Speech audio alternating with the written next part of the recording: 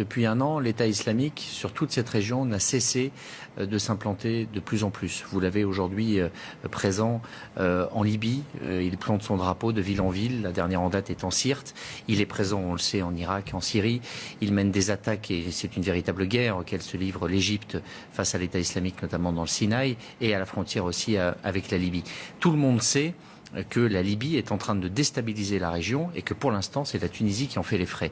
Elle aurait besoin, cette Tunisie, de pouvoir sécuriser sa frontière qui est extrêmement poreuse et pour cela d'avoir par exemple du matériel, des hélicoptères pour la surveiller. La France est prête à en vendre et pas à en donner. Et comme la Tunisie n'a pas beaucoup d'argent en ce moment, elle ne peut pas acheter ce matériel. Elle l'a donc demandé aux Américains. Les Français ont proposé du conseil en tout et pour tout et quelques gilets pare-balles. Ça n'est évidemment pas suffisant, pas à la hauteur. Il y a deux enjeux. Il y a permettre et donner les moyens à la Tunisie de sécuriser son territoire, ses sites hôteliers, de rassurer sa population et les touristes qui y viennent, c'est la première des choses, et puis de régler le fond du problème qui est et qui reste la Libye. La Libye est en train de basculer aux mains de l'État islamique et personne ne fait rien. Tout le monde fait la même analyse. C'est un problème qui ne cesse de grandir et qui aussi s'alimente avec le problème des migrants, dont le trafic alimente les groupes terroristes.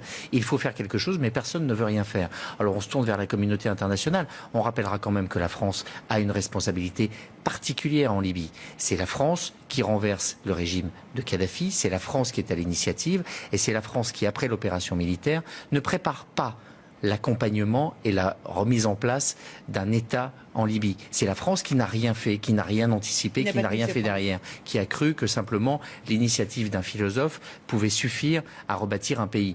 C'est la France qui n'a pas fait ce travail à l'époque du président précédent et c'est la France qui ne fait toujours pas ce travail de manière suffisamment impliquée aujourd'hui. Il faudrait pour cela convaincre les Algériens qu'il faut faire quelque chose et ils n'y sont pas prêts.